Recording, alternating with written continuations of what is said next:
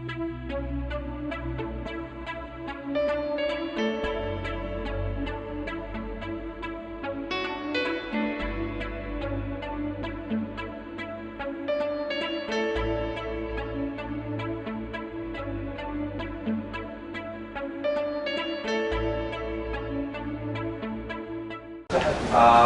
have delayed the presentation, but finally we are starting it. We'll start with it. So basically, we are here gathered today for phase 2 implementation of our XBRL project. Phase 1 was implemented in 2011, and all thanks to you, we have successfully implemented the platform successfully. People have filed the filing, the data is there, the analysis is going on good. The data is, the number of filers are increased, the number of filings are increased. So it's a good success rate that we are experiencing till now with the phase 1 implementation. With phase 2, we expect the same thing. There are certain changes in phase 2 with respect to the tools. There are certain changes with respect to the scope for which you have to do the filing is changed. We'll be talking of it today in this session. The initial sessions would be a recap of what we are trying to do and what we did. In the third section, I'll show you some statistics of what we have achieved till date, the number of filings, the number of filers and everything. And from slide 4, 5, 6, it will be completely on phase 2, what we're going to do now. During this discussion, for the first 3 sections, or all the sections, if you have any questions, then let's discuss those questions as and when you have it. You can raise your hand and we can discuss whatever doubts you have, and let's keep this session very interactive, because otherwise it will probably get boring and irritating also. So, okay. So what was the objective with this project? Basically the objective was to get the data from companies in a digital format. Why we need it in digital format? Because in that format machines can read the data, machines can automatically process the data. Many of the regulatory work that requires manual process can be automated using computers, analysis can be done. All those were the basic objectives of the project. Then we needed an e-filing platform so that to collect your filing. Before this project, the filings were made in PDF document. Now the filings are coming in digital format, each and every value is captured. Perform business rule validation, so there are certain accuracy checks which earlier used to happen only once you have filed the PDF and there's some person who's sitting and doing the necessary mathematical calculation. Right now all these are automated, so as soon as there is any error in the filing, the machine itself tells you and there will not be any manual intervention. Eliminating the time consuming error-prone data conversion, improve transparency, adopt international standards. So the international standard is the XBRL and the combination of XBRL with IFRS. So that's where the international standards are being used world across, and the same combination we try to implement in UAE as well. So adopt international standard best practices, collect the data, to consume the data and to analyze the data. Retain market leadership and improve investor community interest. So the data that is digitally filed as of now, over a period of time we will have good number of data year on year, and very soon this data can be made public. It can be made available for users to use it for their own analysis in some or the other form. That is for ESCA to decide, but the long-term objective is that real-time data coming in and real-time data getting consumed and getting distributed to analysts, to banks, to other institutions who are providing financing to your companies and other things. So that was the basic objective with which the project was started. Now, some of the features of the platforms are basically the platform supports dual languages, English and Arabic. Then the platform also provides an Excel interface or the Excel template where you can input the values uploaded on the platform so that the data is consumed.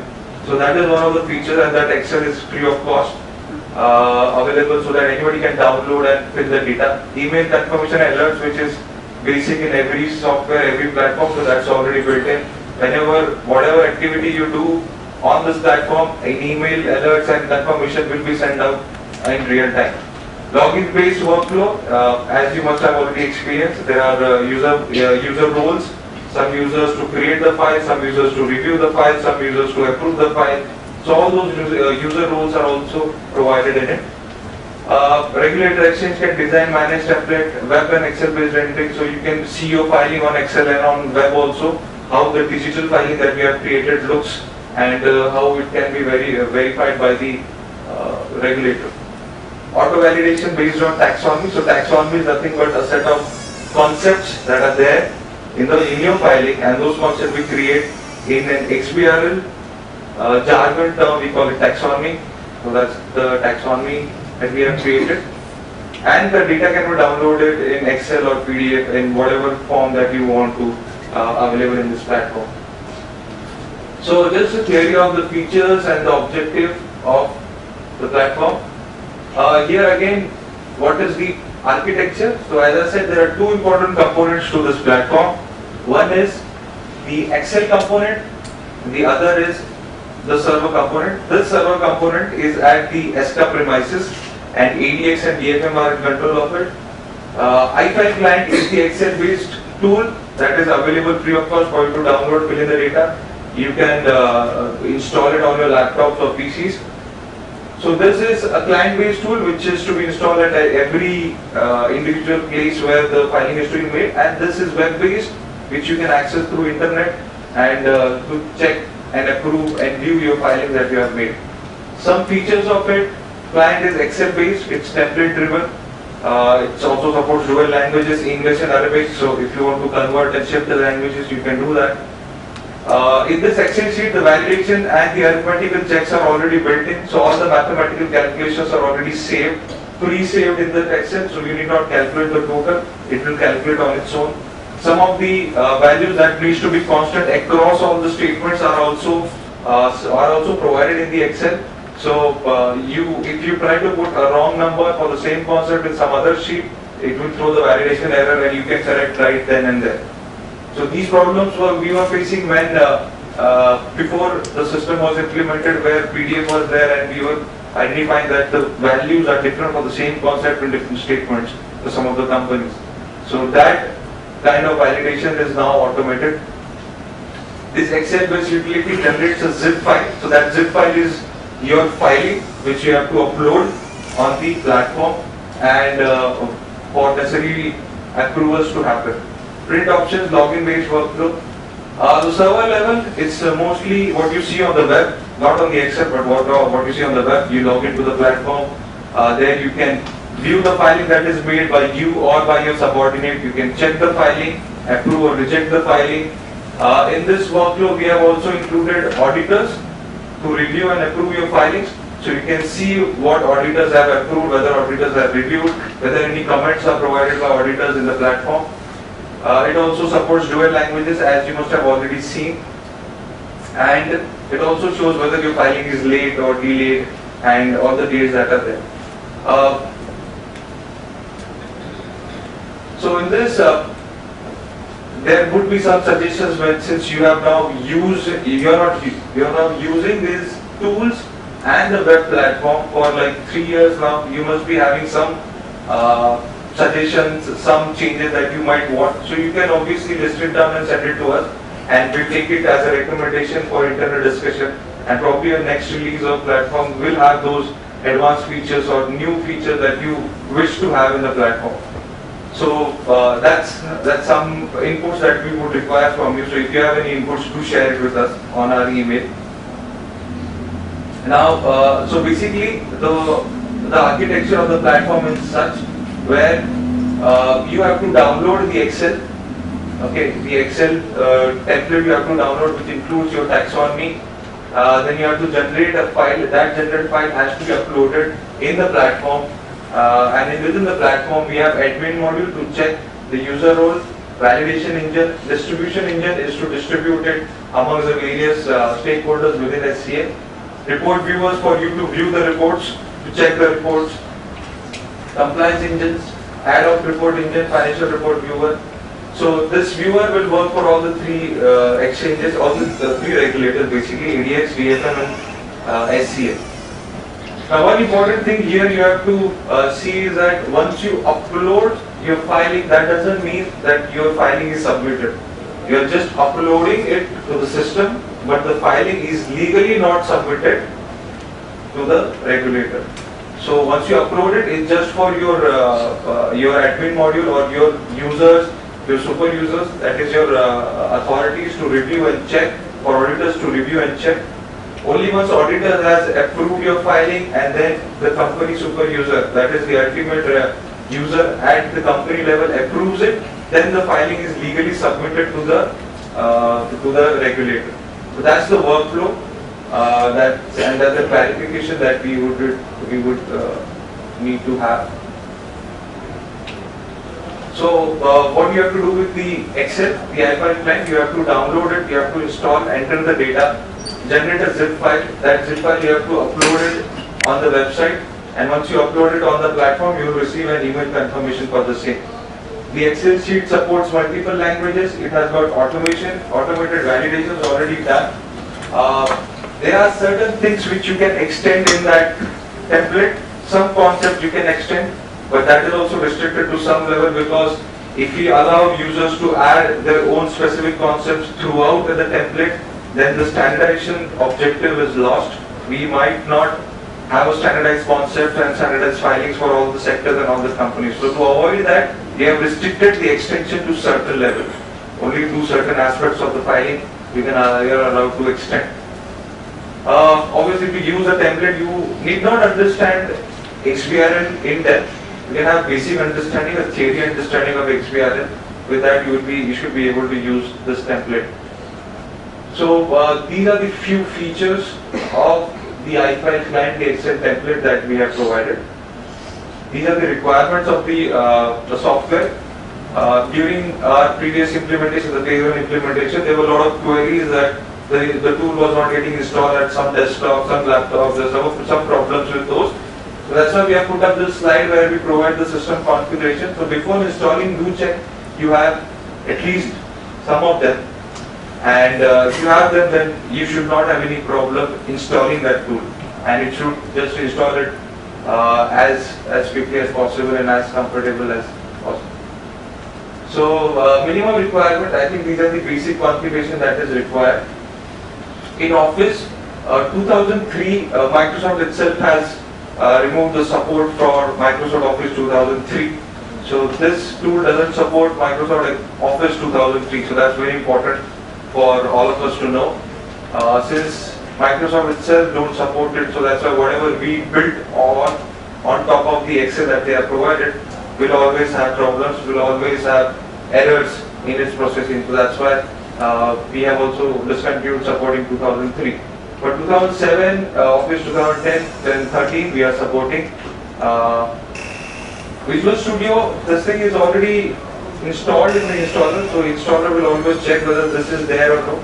So you need not worry about this. This will get automatically installed. But other things are very much specific to your operating system, so you need to have those things in place. And this tool will install some of the files on C drive. In some of the users, we have received queries that they don't have access to the C drive because they don't have the administrative passwords or administrative rights for their laptops and PCs, so they were not able to install it. So do make sure that you talk to your IT head and IT department within your company and ask them that you need administrative rights to use this tool, to at least install this tool on the C drive so that it can work. So that's again very important piece of information for you to know before you download and install the Excel utility.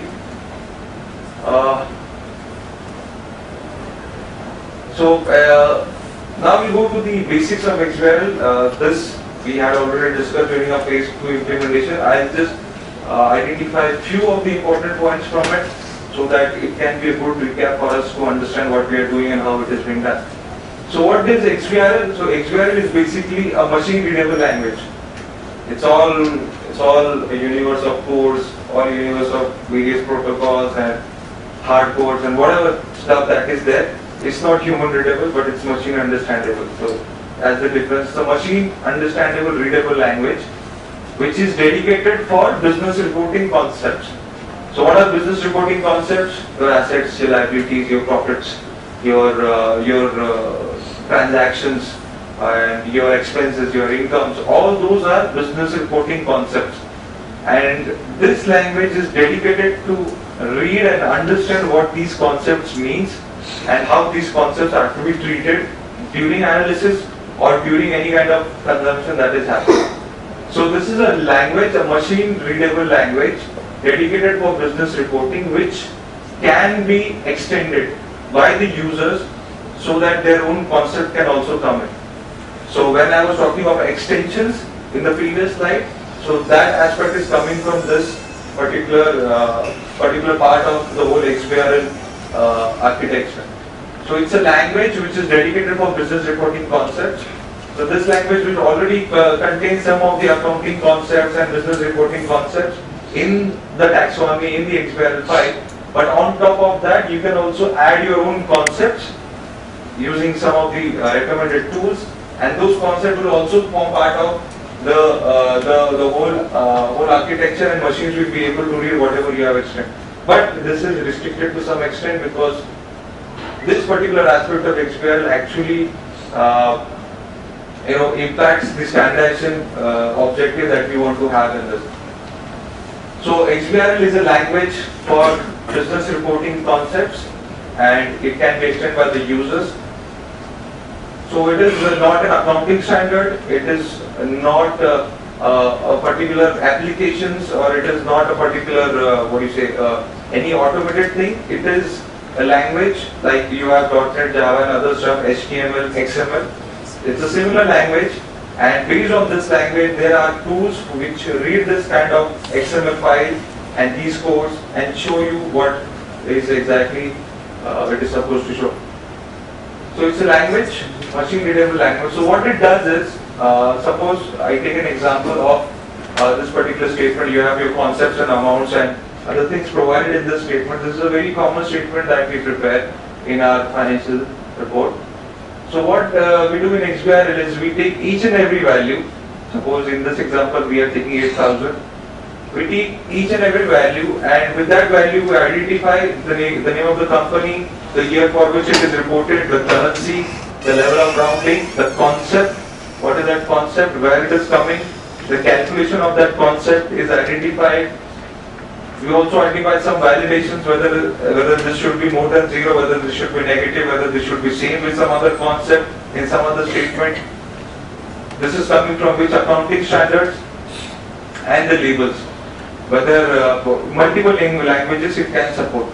So basically what we do is, whatever concept and the amounts that you report, we take each and every value and we add all these information along with those values in a machine readable format and store it in the file, store it in our platform.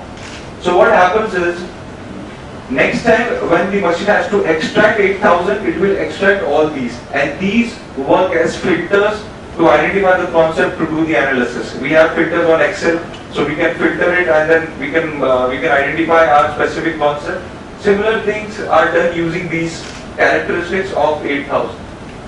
Otherwise, if you look at the statement on the left, it has to be manually identified whether the currency is AD or some other currency, whether the level of rounding is different, the name of the company has to be manually identified. But with this kind of structure, the machine is now able to identify on its own, and the analysis becomes much simpler and much efficient, and it can be automated. That's the most important objective. So this is what we do. We take each and every value reported by you in your financial report, and we attach all the necessary information for that value and store it. This kind of thing is done for each and every value that you reported. So if you can imagine that in your financial report there are hundreds of values that you report. For each value, such kind of information is captured. So that's why it becomes a little complex, but it is very machine friendly in that manner. So how do we identify your report and how we create XBRL documents? So basically, a statement like this that we prepare, where on the left hand side you have concept, on the right hand side you have values for it. We split the statement. We split into two parts. The concepts are provided in the taxonomy and the values are stored in this document. Now do remember that the concept that are to be provided in the statements are provided in taxonomy, and taxonomy is something which the regulator maintains and regulator issues. The companies need not have their taxonomy. Of course, you can create your own taxonomy, but for your internal purposes, not for the regulatory filing. So in our project, SCA has already built a taxonomy with the necessary concept that needs to be reported by companies, and the same is available in Excel that you download and install, and the taxonomy also available in the XML file as it is. So the taxonomy part is already taken care of by the regulator. So what you have to do is you have to take the taxonomy, identify the concept and provide values for it, and generate an instance document. So instance document is the filing that you will create using the Excel, and that instance document you will upload it on the platform. So that's very important for you to understand that what you are doing, you are creating an instance document in the whole XBRL supply chain. Taxonomy is provided by SCA, you creating instance document using that taxonomy and then submitting it to the regulator for their analysis purpose. Now since the taxonomy and the concept within the taxonomies are regulated by the regulator, the SCA, hence you would not be able to add the concepts, you would not be able to remove the concept to some extent, and that will bring in the objective of standardizing. So all the people will report the same concept, and which will be helpful for our analysis purpose. Yeah.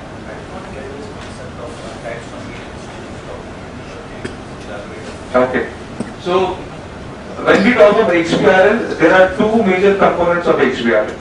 One is the taxonomy, the other is instance document. So world over, there are two components, taxonomy and instance document for XBRL. Now what is a taxonomy? Taxonomy is a list of all the concepts which are needed to report any particular value. So all your concepts in your financial report, your balance sheet, income statement, all those concepts are the ones that needs to be reported. And those concepts we have to put in a document which is called as taxon. So the taxonomy jargon is coming from biology studies, where you have human chain, right? You have suppose there are three structures where first species were there, then these species were evolved, then these species were evolved. So that's the structure that is there. The same kind of structure we also have in our accounts, chart of accounts. Same structure we also have in our reporting schedule, in the reporting concept that we do. So we just try to make those structure in the taxonomy. Right? My asset is the parent, asset will have current, non-current asset will have furthermore concept. So all those breakup we provide in the taxonomy. And this taxonomy, since includes the concept which are to be used, it has to be standardized in a particular way. And it's recommended that regulators does it so that this standard format can be used by all the companies, and when the data is received, you receive the concept in the standard format. In many of the filings we have seen that some of the concepts are not placed at the appropriate places in their reporting, in their financial report. Like some people identify a particular concept as current asset, but some other companies are identifying it as non-current asset. Now this has to be manually checked in for analysis. Now if you have to automate it, we have to standardize it for all the companies, and that is done using the taxonomy. This taxonomy is then shared with the users then identify the concept and provide the values. That's what it is done in this document. But these are the two main components of XBRL all across the world, taxonomy and instance document. If you have to use this technology internally within your companies, you can do it. But for that you need to come up with a taxonomy and the instance document that you will be creating to consume it. Okay, so two components, taxonomy and instance document. Taxonomy SCA has provided. You have to create instance document using the iFile Excel tool that is freely available and can be downloadable from SCA website. Now let's talk about the taxonomy. SCA taxonomy, to be very specific, how we have developed it. So till in the phase 1 we had taken IFRS 2011 taxonomy. So basically IFRS also issues its own taxonomy, XBRL taxonomy every year. So they have a schedule in March where every March they come up with new release of IFRS taxonomy, which incorporates their latest accounting standard, latest notifications, and latest circulars. Everything is there in the latest taxonomy. The phase 1 implementation we did in 2011, so at that time we took IFRS 2011 as base and built our taxonomy on that. That means we took IFRS 2011 concepts and provided you those concepts for reporting purposes. Now in 2014 we have upgraded the platform and the taxonomy, and we have taken the latest 2014 IFRS taxonomy issued by them. Now in 2015 obviously a new taxonomy would come in, but that we did not take as of now because it's not finalized, it's not officially released by IFRS, by IASB basically. So in this phase 2 taxonomy we have IFRS 2014 concepts as base. This takes care of your all the new accounting standards that are issued, circulars, notification. There are quite a lot of changes that they have done in the accounting standards, and they have issued in 2014. Huge change you might have also observed in comprehensive income, statement of comprehensive income, where the classification is a little different as it was previously. Now all these three boxes are already present in the taxonomy. We have done some changes to those concepts. So on top of IFRS concepts, we have SCA specific concepts which SCA wants you to report, like directors report, auditors report. They are not part of IFRS because IFRS doesn't govern the auditors report. It has to be governed by the local regulator. So that's why those concepts are added.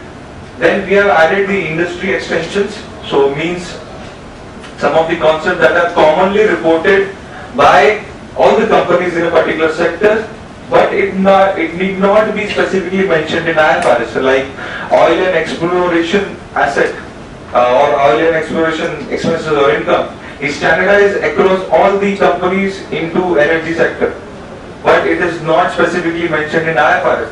So this IFRS report won't have that concept, but we have added that concept in industry extensions, which basically means common concepts for a particular industry reported by all the companies so that it can be reported.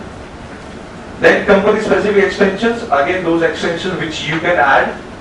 There are certain limitations to which what you can add, what you can remove, but yes, you can add some concept and make your statement look like the same that you have prepared in the PDF document. So that's the basic hierarchy of the concept that we have created. In phase 2 it includes IFRS 2014 concepts. This is the file structure. You might have already seen it. So you have the entry point for each sector, and all these files are associated with it. Now all these are XBRL files. You need not understand all of them in a very technical manner, but just a good overview of it is important. So we have three basic baskets: IFRS, SCA, SCA Rep. IFRS has got IFRS concepts, SCA has got SCA listing concepts, and SCA reporting has got all the common concepts that you report, that the companies report within a particular sector, and they are included in that sector. And then all these files are there. PRE is for presentation, how the presentation will look like. Calculation is how the calculation will be done for that particular sector. Now, importantly, as you all know, the taxonomy is divided into sectors. Every sector will have its own taxonomy. Why this is important? Because every filer has to first identify itself with one of these sectors, select that sector, and then install the iFile tool. So the iFile tool will be installed only for your specific sector and not for some other specific sector. So you have to check with ADX or DFM and see how you are categorized, and then download that particular template. One change we have done in this is with respect to banking. Now we have merged the banking template, which earlier was split in two. One was normal Islamic companies, the other was non-Islamic companies. Now we have merged the banking template into one, so a company need not identify itself. If you are doing both the business, you can use the template. If you are doing only single business, you can still use the banking template. So earlier in first implementation there were 12 sectors, and now we have 11 sectors because we have merged banking into one. So these this information is important for you to identify your own company along with whatever sectors you are forming part of, and once you select that particular sector, iFile will be downloaded for you to fill in your reports and generate an document for it. Okay. Okay, so that was a basic recap of XBRL and whatever we did till now. Any questions for this? You can also share, right now after this slide we'll be going ahead for phase 2, but I want to discuss, I want to get the experiences that you have for phase 1 implementation. Any questions that you have during your phase 1 implementation, whatever you observe, anything. If you want to share, if you want to discuss, then we can discuss it now. Alright, I hope everything is working great. Okay. So, some stats of phase 1 implementation. As I said, there are user roles in the platform. If you look at these registered users as on date, there are 47 users who are creating the file, uploading on the platform, and then there are 58 company users who are reviewing the filing, checking the filing, approving the filing. So from the companies listed in DFF, there are 105 users, and there are companies listed in ADX, there are 119 users. So in total, there are 224 company users, basically 224 individuals from various companies across all the sectors, irrespective whether they are listed in DFM or ADX, they all are registered and they all are active in the platform. Now, since I mentioned that auditors are also part of this particular platform where they have to check the filing, approve the filing. So we have 36 auditors registered who review and file, who review and approve the company's filings. And super auditor are the ones that has the authority to approve, and the auditor are the one who has the authority to review. So multiple roles there. But in all, in total, we have 105 auditors that are registered on the platform, and they are using the platform for approving company filing, for sending it to the market. So in total, there are 329 individual users to the platform which are active as on today, and we expect a lot more to come in as a way we see that there is convenience in using the platform by all. So 329 users to the platform. Among the registered entities, now these are the companies, listed companies and the auditor companies. Till date we have 125 listed companies, out of which 123 are registered and are active in the platform. So it's like almost 100% registration of all the companies we have received, and they are actively participating in this particular platform. And there are 25 audit firms. So all the big names of the audit firms are already registered, and they all are actively using the platform for approving the filing. So here is the statistics till date of the platform, whatever people are seeing and using, and the activities that they are doing on the platform. Some more statistics are there with respect to the filings. So here we are looking at the financial year filing, the annual filing. We started in 2011 with limited set of companies, with limited set of scope. So there were 120 listed companies, out of which 15 had filed and tested the platform, and they did the filing. In 2012, the number increased to 60, and 2013 the number increased to 111. So within 3 years, almost, let's say 90%, 95% people have registered and have done their filing in the new platform. The 2014 window is still open, it's not closed yet. So we expect a lot of filing to come in during the end of March or during the April. So that platform is still open. So this number we expect to touch at least to 123, where all 123 companies are registered and they will file their financial year filing in full. So this is the stats for financial year filing. Now till 2013, only annual filing was to be made in the platform. In 2014, we allowed quarterly filings also to be part of the platform. So the next statistics is only for 2014, where quarterly filings were made, and there were 3 quarters, Q1, Q2, Q3. In that, in the first quarter, Q1, there were 123 listed companies, out of which 114 filed their quarterly filing, and in Q2 and Q3, there are 118 companies who filed their quarterly filing. So here also almost, let's say 80% of the occupancy that we have observed. So some of the stats for phase 1 implementation, and of course with phase 2 we want to continue with the same statistics. So what is the changes that we want to do in phase 2? So this is something new that we have to now understand, and we have to see how it will be catered to. There are three major changes that is there in phase 2 implementation. The first is the taxonomy has been migrated from IFRS 2011 to IFRS 2014. What does it impact? It will impact the concepts, because some additional concepts are introduced by IFRS because of the standards. Some concepts are removed from IFRS because of the standards.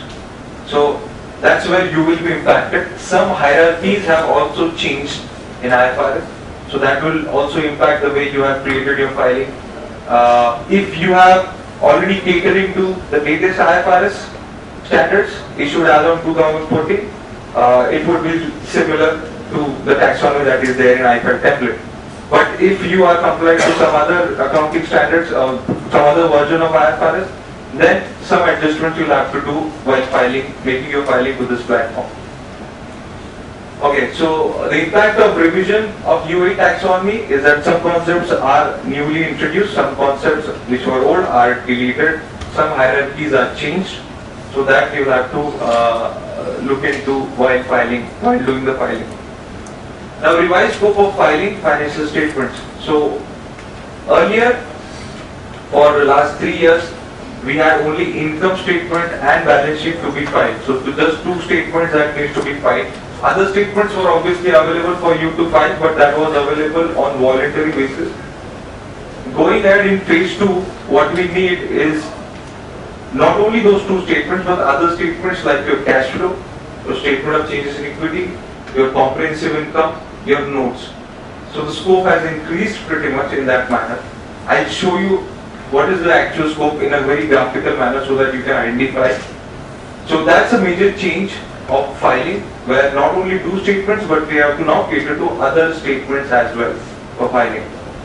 Tagging requirement. So when we say tagging, that means how each and every value will be tagged and what kind of value will be tagged. So that tagging requirement is also changed because your scope has changed.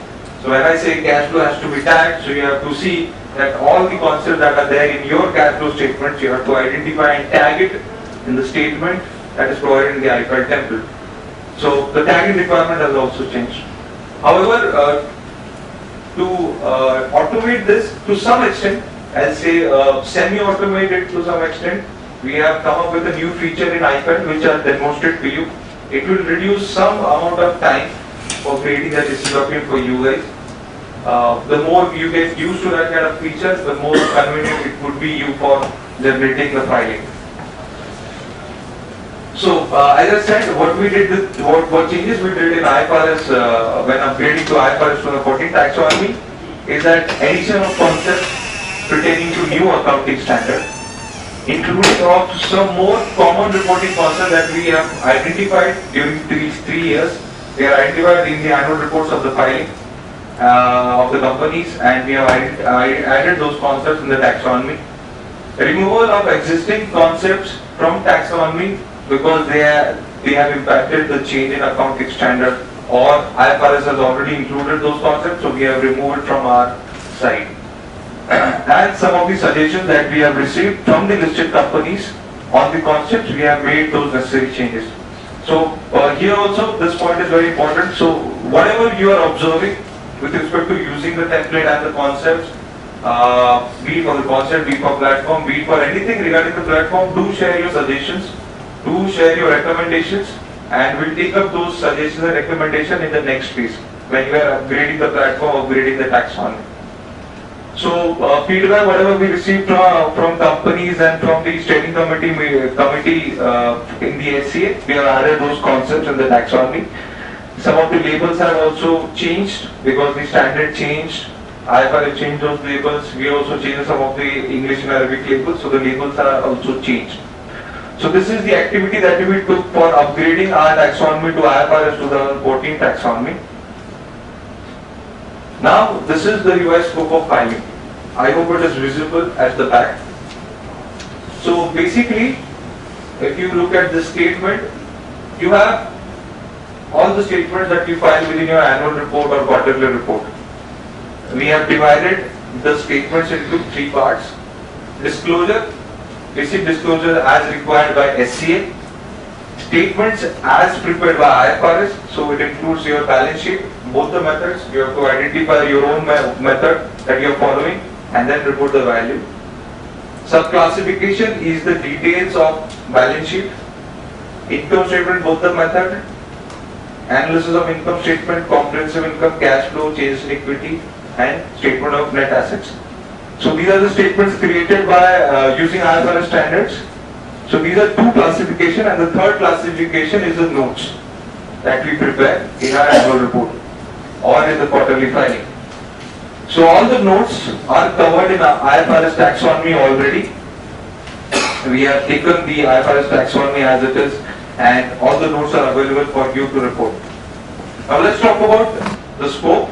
So first up, your statements within the financial report are classified into three: disclosure, statements, and notes.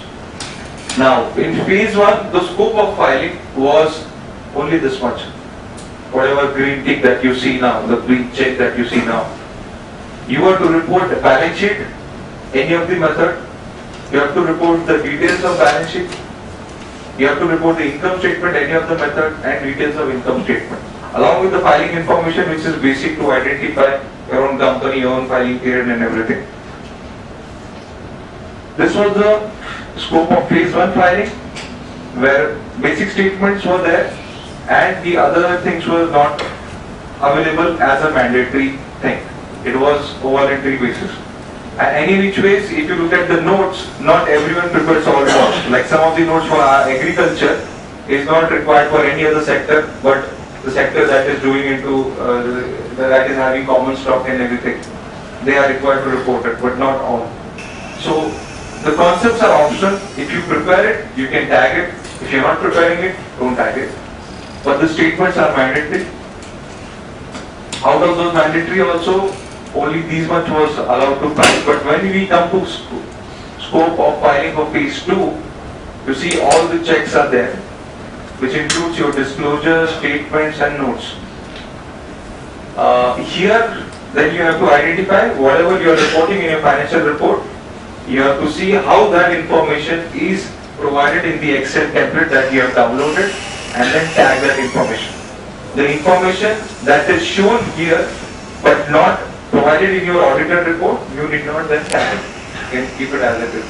It's not that because you have Sharia board report, you should also have Sharia board report. It's not that mandatory. But if you are preparing it, then do report. Because it is important. If you are reporting it, then we need. Similarly, notes also. If there are certain notes that you are not preparing but are available in the template, it's okay, don't check them, don't report them. But the ones that you are preparing, they should be at least tagged as text or in detail. I'll show you what does that mean. Okay, so thank you for attending the workshop, and thank you for patience for first half an hour of the workshop where there was an unfortunate event and we made this happen. Thank you very much for attending the workshop. Thank you.